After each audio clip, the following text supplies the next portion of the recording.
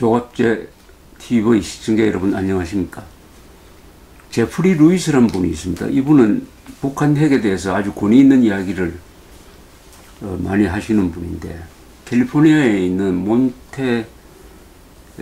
몬테레이의 미들베리 국제문제연구소에서 동아시아의 핵 확산 금지 프로그램 부분의 디렉터를 하시는 분인데, 이분이 뉴욕타임즈에 쓴 칼럼을 읽었는데 참으로 좀 부끄러운 내용이 들어있었습니다.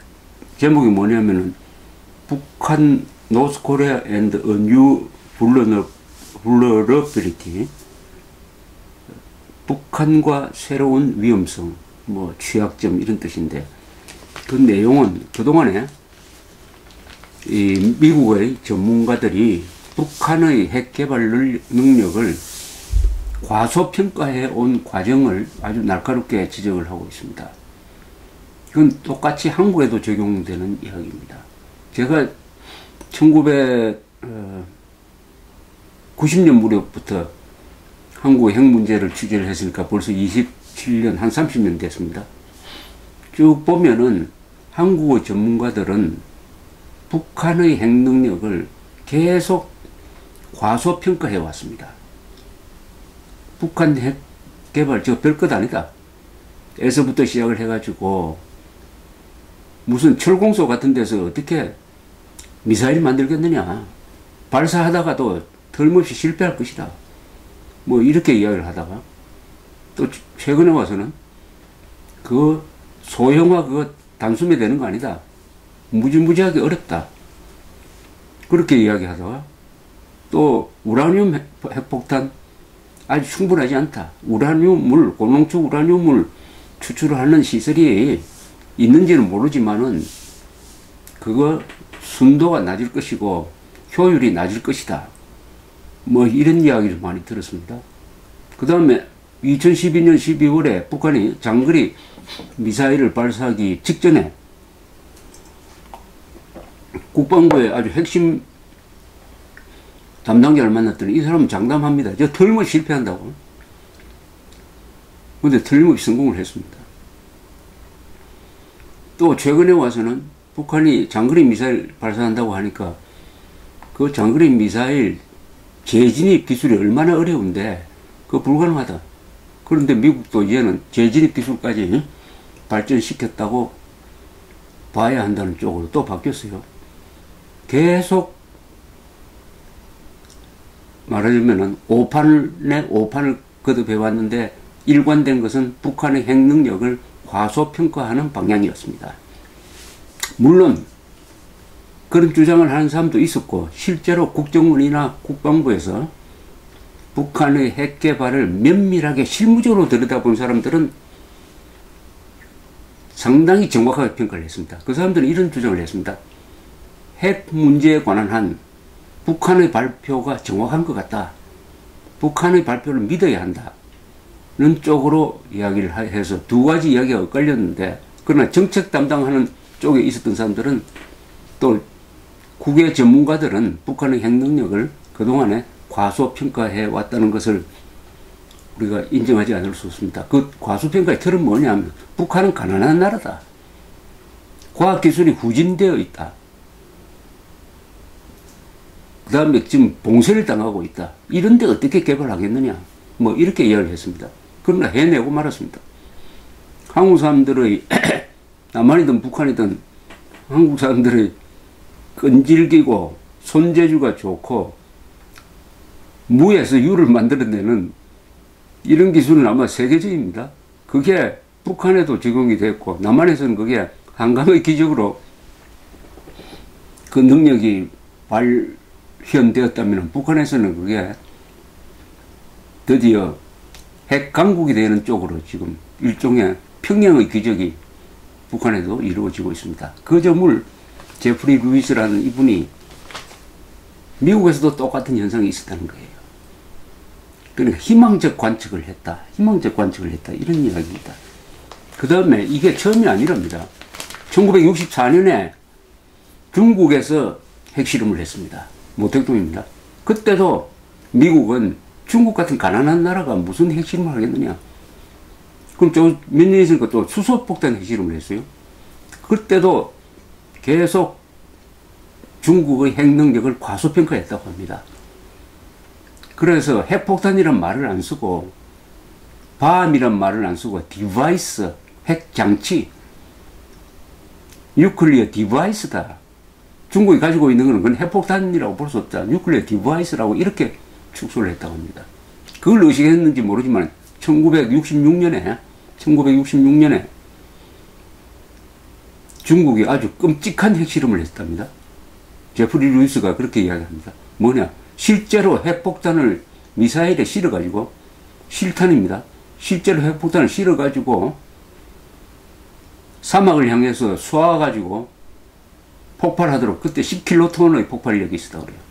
실제 시험을 했다는 겁니다. 실제 발사 시험을 했다는 겁니다. 제프리 루이스라는 이분이 재밌는 이야기를 하고 있습니다. 언젠가는 북한이 그런 실험을 할지도 모르겠다. 이 말은 뭐냐면은, 북한이 이제는 저 서해에서 실제로 핵탄두를 실어가지고, 실제 핵탄두를 실어가지고 동해로 쏘아가지고 동해상에서 핵폭발이 일어나도록, 그게 한 10킬로톤 정도 핵폭발이 일어나도록 하는 실험을 할지도 모른다. 그렇게 해야 정신 차리겠느냐, 이런 이야기입니다. 실제 그런 핵실험을 할 가능성이 저는 있다고 봅니다. 그렇게 한 다음에 미국에 대해서 협상하자. 주한미군 철수하라. 또한 주한미군의 성격을 남북 간에 중립하는 군대로 위상을 변경하자. 그러면 우리 더 이상 실험하겠다든 안 하겠다든지. 핵동결이라고 그러는데, 핵동결이라는 것은 말이 핵동결이지, 그것은 북한의 핵 보유를 인정하겠다는 겁니다. 지금 나오는 핵동결은 핵 개발 안 하겠다는 이야기가 아니에요. 이미 개발해 놓은 것을 인정하겠다는 겁니다.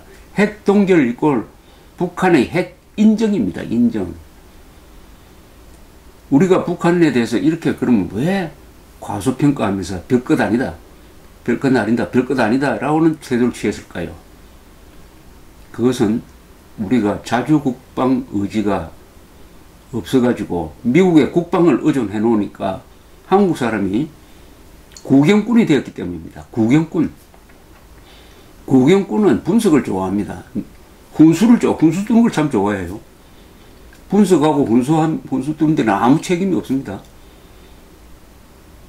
이게 내일이다. 북한 핵 문제, 이거는 미국 일이 아니라 우리 정부, 우리 국민, 우리 국군의 일이라고 생각하면은 북한의 핵 능력을 과소평가하는 것이 아니라 과대평가하게 될 것입니다. 그렇게 과대평가를 해야 됩니다. 저거의 능력은 실제보다 조금 높게 평가해야 대책이 안전하게 나오는 것입니다.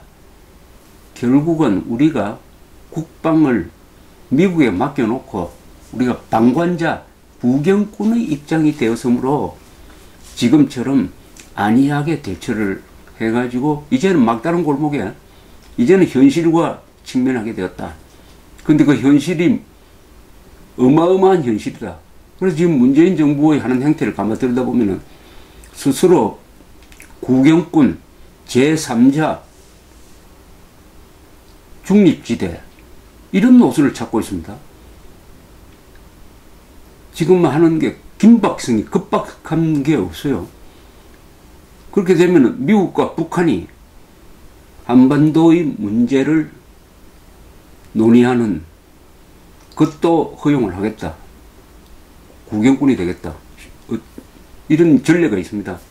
1973년에 맺어진 파리의 평화협정, 월남 평화협정은 미국과 월맹이 단판을 지은 겁니다. 미국과 월맹이.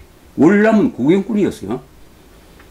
전쟁은 지금 월남 땅에서 하고 있는데 월남 정부는 미국과 월맹이 월남의 운명까지 결정하는 회담을 하고 있는데 구경꾼 역할을 했습니다. 그래가지고 키신저가 들어서 가지고 합의를 또 해가 와가지고는 월남의 티우 대통령한테 이걸 받아라고 했습니다. 티우 대통령이 보니까 이대로 하다가는 큰일 나겠, 이대로 하다가는 월남이 공산화되겠다 판단해가지고 저항을 합니다. 그러나 이번에는 미국이 그 불쌍한 월남을 압박을 해가지고 그걸 평화협정을 받도록 합니다. 압박을 하면서 뭐 달콤한 약속을 하죠. 만약 월맹이 이거 약속 안 지키면은 미국이 보복을 해주겠다. 그런 말로만 약속해도 되겠습니까? 그 2년 뒤에 결국 월맹이 평화협정 다 깨버리고 3개월 만에 공세를 편지 3개월도 안 되죠. 한 2달 만에 4.20을 점령해가지고 월남을 지도상에서 지워버렸습니다. 그때 미국이 아무것도 안 했습니다. 약속 안 지켰어요. 그런 평화협정. 그것도 방관자, 월남이 평화협정의 방관자가 된 대가였습니다. 지금 한국은 월남의 길을 걷고 있습니다. 월남의 길. 5천만의 운명을 결정하는 회담을 북한과 미국한테 맡겨놓고 국영꾼이 되겠다. 그 국영꾼이라는 게 수치스러운 게 아니고 그게 평화를 위한 것이다. 대화를 위한 것이다. 이런 자기 기만 속에서 지금 그 길을 가려고 하는 것이 눈에 확 보입니다. 그래서 이런 문제를 지적하는 것으로 뭐 끝나면은 저도 방관자죠. 방관자. 그럼 뭐 어떻게 해야 되겠느냐. 이 판국에 이렇게 어렵게 된 판국에 어떻게 해야 되겠느냐 하는 것에 대해서는 우리 국민들의 결단이 있어야 됩니다. 국민적 권리가 있어야 됩니다. 국민적 권리와 국민적 행동이 있어야 될 것입니다. 이것은 살겠다는 행동입니다. 살겠다는 행동입니다. 지렁이도 밟으면 꿈틀거리는 거 아닙니까? 5천만 국민이 북한의 노예가 될 수도 있는 길을 걷고 있는데 웰빙에 탐닉해가지고 복지, 뭐 한가한 친일파 타령 이런 거 할 시간입니까 지금? 그건 국민 여러분들이 결정해야 됩니다. 정부가 국민을 버려도 국민은 살아야 되는 거 아닙니까? 감사합니다.